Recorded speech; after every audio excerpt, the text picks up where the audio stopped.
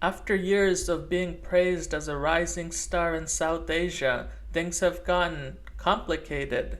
Growth is slowing, prices are rising, and the banking system not looking great. So the big question is Bangladesh still on track to become a middle income country by 2031?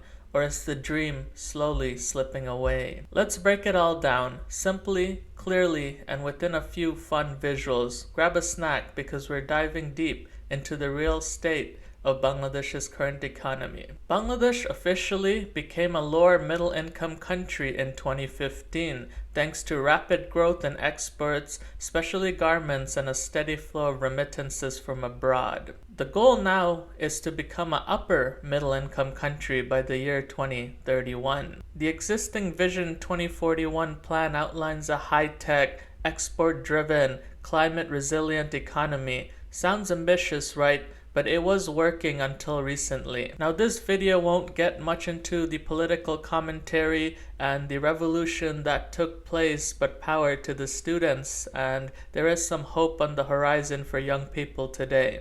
With that said, let's get into the economics, the nitty-gritty. Real GDP grew 5.8% in FY23, but it dropped to 4.2% in full year 2024. The World Bank projects just 3.3% growth in full year 2025, the slowest growth in 36 years. Why? Global uncertainty with all these economies across the globe, high inflation, and reduced private investments all around. So yes, the economy is growing, but arguably for a smaller economy like Bangladesh, it's not growing fast enough. Unfortunately for Bangladesh and the local daily average person, inflation hit over 10%, double digits in 2024, and is still hovering around near 9.2% this current year. Food inflation, which really hurts the pockets, alone reached about 14%, hurting poor and middle-income families the most. It's hard to climb the economic and income ladder when your grocery bill keeps climbing faster than your earning. As you may know, Bangladesh relies heavily on ready-made garments, RMG for short, which make up over 80% of the country's exports. Efforts to diversify into leather, light engineering, and IT have been slow. Non-RMG exports, in fact, have actually dropped in share of the economic exports since 2002. If you put all your eggs in one basket, as many economies have found out, you know what happens next when that economic sector collapses. Bangladesh needs serious investments in infrastructure to upgrade and come up to par with other economies of similar sizes. While notable projects like Padma Bridge have been completed in recent years, energy and logistics still lag behind largely, and the use of long-term debt from global powers such as China for these projects do raise some questions about the sustainability and payback schemes.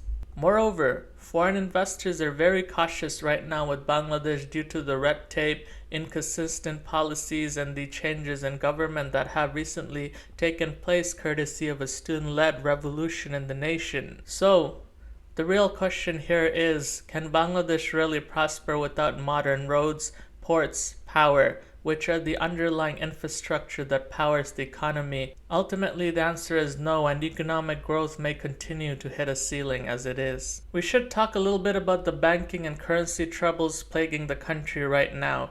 Over 20% of loans in the banking system are NPLs, non-performing loans. Governance issues and political interference have for a long time undermined confidence and continues to do so, especially as the Anti-Corruption Committee and other government bodies unravel millions or billions of dollars that were stolen or accounting fraud taken overseas, etc., etc. Bangladesh Bank has launched large-scale reforms, but fixing such entrenched issues will not be easy. Recent reports as of May 2025 are even more damning, indicating that the central bank itself projects the NPL ratio to rise to 30% by the summer of 2025, driven by changes in loan classification policies. State-owned commercial banks are particularly affected with over 45% of problematic loans despite owning less than 30% of the overall banking assets.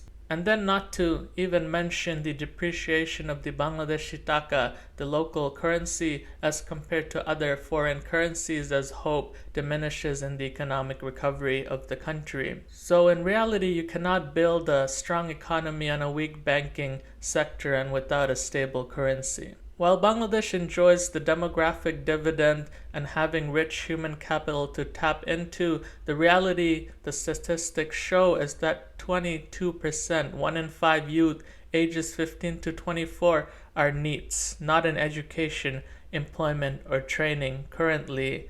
And without the human capital and access for these young people, Bangladesh cannot compete in a digital world where you need skilled, employable workforces and fast.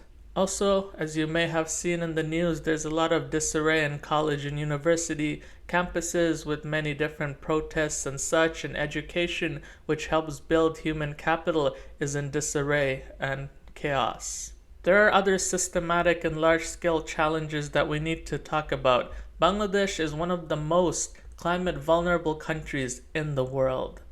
The rising sea levels, flooding, and storms threaten lives and livelihoods. There is a national adaptation plan for 2023 to 2050, which was a strong start, but obviously execution is key, and we'll see how Bangladesh faces up to the challenges of climate change and climate resiliency, and if it can protect the lives and livelihoods of its people to keep economic growth chugging along nicely.